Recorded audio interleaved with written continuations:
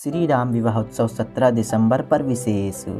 संसार में सुख का विस्तार ही राम विवाह का उद्देश्य है। सारे पुरवासी भगवान को दूल्हे के रूप में देखकर उत्साह और आनंद में भरे हुए मंगलाचार करते हैं। भगवान राम सीता जी के साथ, श्री भरत मांडवी जी के साथ, श्री लक्ष्मण उर्मिला जी के साथ और श्री शत्रुघ्न श्रुति कीर्ति जी के साथ जब विवाह कर पधारे तब अपने बालकों को देख माता कौशल्या, सुमित्रा तथा कैकेयी को जो सुख का अनुभव हो रहा है उसे गोस्वामी तुलसीदास जी नापने तौलने लगे, पर स्वयं को हारा हुआ अनुभव कर लिखते हैं कि जैसे किसी योगी ने जीवन भर साधना के पश्चात अंत में परम तत्व प्राप्त कर लिया हो।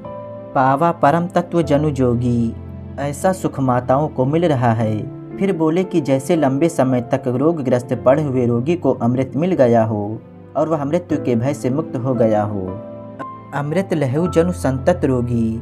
फिर गोस्वामी जी लिखते हैं कि जन्म से भिखारी को पारस पत्थर मिल गया, जन्म रंक जनु पारस पावा। फिर वह कहते हैं अंधई लोचन लाभ सुहावा। जो जन्म से ही अंधा था उसे दिखाई देने लगा। उन्होंने आगे कहा कि मूक बदन जनु सारद छाई, जैसे गूंगे को बोलना आ गया हो।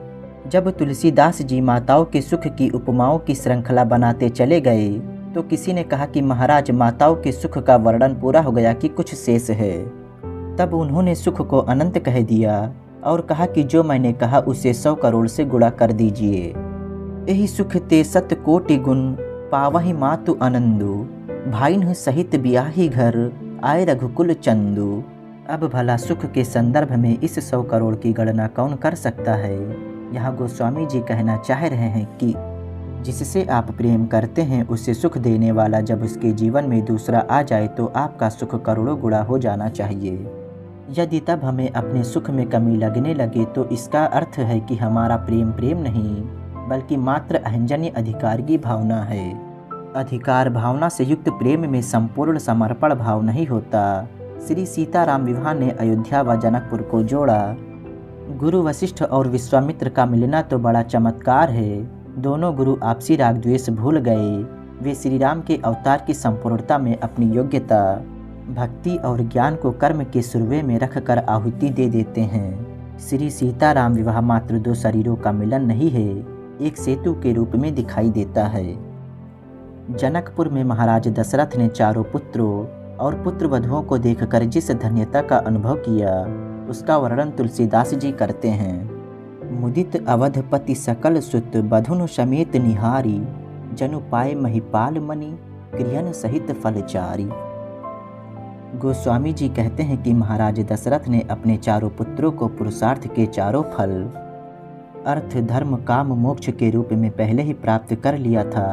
श्री राम पुरुषार्थ के मोक्ष फल हैं। सीता मोक्ष की क्रिया भक्ति है। भक्ति के बिना मोक्ष का सुख संभव नहीं है। दोस्तों, श्री राम के विवाह का जो सुख है वह केवल वही ले सकता है जिसके जीवन में सुख का अधिष्ठान श्री राम हैं, और जो सुख लेना नहीं बल्कि देना जानता है। सुख को बांटने और विस्तार करने की श्रेष्ठ भावना ही भक्त की भावना है। दोस्तों, उम्मीद करता हूँ ये वीडियो आपको पसंद आई होगी। अगर वीडियो पसंद आई हो तो वीडियो को लाइक करें और शेयर करें और हमारे चैनल को सब्सक्राइब करें और बेल आइकन ज़रूर दबाएं। जय श्री राम। बोलो सियावर रामचंद्र की जय।